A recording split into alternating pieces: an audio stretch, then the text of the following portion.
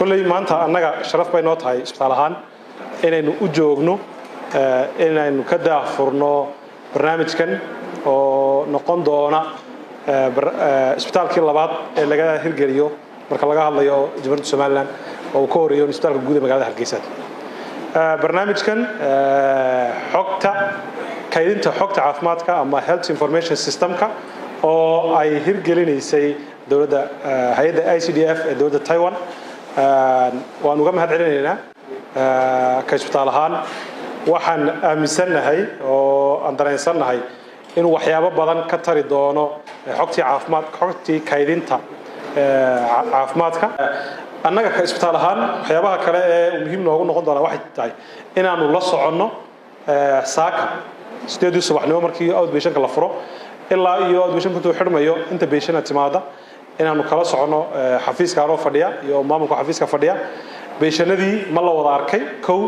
dhakhtarkii ma u dhammaystiray maanta hadduu dhakhtarku hal dhakhtar u arko 10 patient 10kii bukaan ee u yimiday 10kii oo ma dhammaystiray وحالكا كبح الدونتا إن أي بيشندي هادو أو عبنتري بيشن دكتور كحبنا ومقابن حلقة لنا ما أعرف محيب عن وحيابه هنا يرادان أو أي نقطة وحمر والبلا لصعود وحرجينا السيستم كا أي كهير قرير سبتال كيوين إن قبل كيتي سكرنا إن شاء الله أي نوجر سندونا أي رجينا وأن سود ويلي عدمان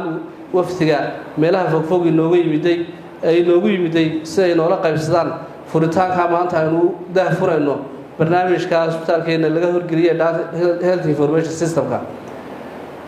sida uu agaasimaha isbitaalka ka dhawaajiyay systemkani wuxuu secure garin doonaa ama ilaalin doonaa xogta bukaanka min bilow ilaa dhamaad sidoo kale bukaanku marka uu ka baxo isbitaalka ee waqti kadib uu soo noqdo kaliya wuxuu leeyahay doonaa ID cardkiisii taasi oo uu ka heli doono xagga dhakhtarku uu ka heli doono xogtii qofkani marka hore xarunku uu soo galay waxa laga yaabaa marka labaad qofka hostaalka soo buuqdo inuu xanuunkii hore qabin xanuunka uu leeyahay ama xanuunkii hore inuu qofka ku soo laba gacleeyay taasi ay nasoo garan doontaa waxayna noqon doontaa xog dhameystiran oo ay wasaaradda iyo hay'adaha nagala shaqeynaya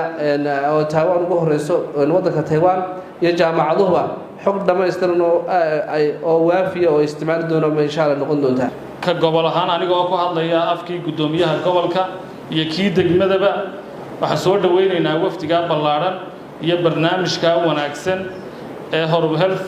information systemka ama hospital information systemka taasi oo wax badan ka bedeli doonta adeegyadii loo qabanayay bulshada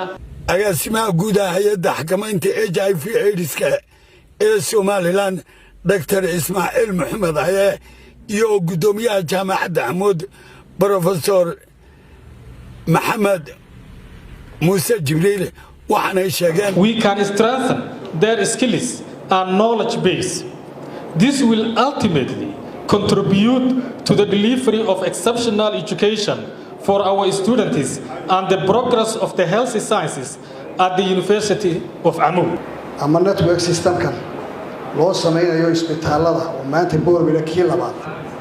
waa wax aad u yaad runtii waxana maanta adduunyada casriga ma ay ku shaqeyso waqtiyadan agaasimaha isbitaalka ahaa systemka muddo badan baa raadiyay hay'ado badanna waa ka codsaday systemka loo dhifo gareeyo waana ku guuleysay weynii laakiin waxa alxamdulillah maanta inaan u taaganahay maanta inaan daafurayna systemkii waan ognahay qiimaha uu ku fadhiyo aad iyo aad baan yar ugu hambalyeynaya wasaaradda iyo maamulka isbitaalka iyo dhamaantii ogtahay hawsha naga caawinaysa iyaguna halkaas ka hadlay safiirka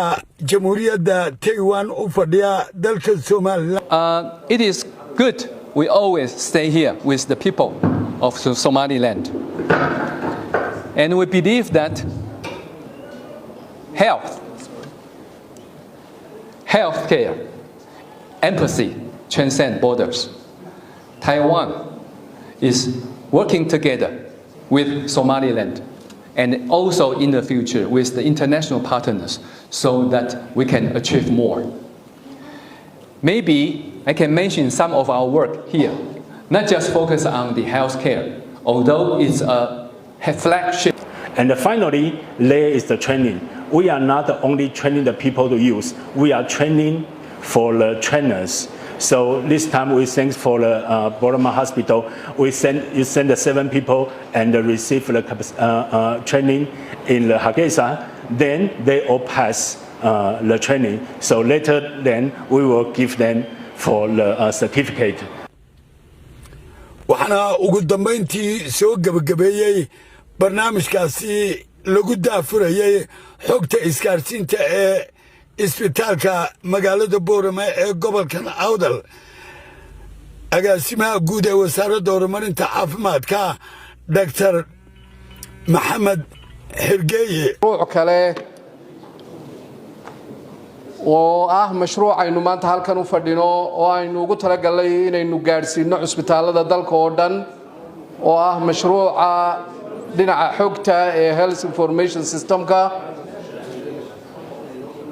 waxa isaguna jira mashruuc kale oo afraad oo in dhakhaatiir ka timaada dalka Taiwan ay soo booqdaan oo muddo dheer kala shaqeeyaan wasaaradda horumarinta caafimaadka dhinaca kor u qaadida caafimaadka iyadoo oo dhakhaatiir reer Somaliland loo dirayo oo ay khibrad ka soo qaadanayaan dhinaca dalka Taiwan sidaa daraadeed afarta mashruuc oo aan ka wada shaqeynaynay mashruucii ugu horeeyay wuxuu ka shaqeynayay cusbitaalka Hargeysa oo wuxuu dhinaca hooyada iyo dhallaanka mashruucanna waxaan ugu talagalay inuu ka shaqeeyo 6 gobol isaga oo maanta gobolka Awdal noqday gobolkii labaad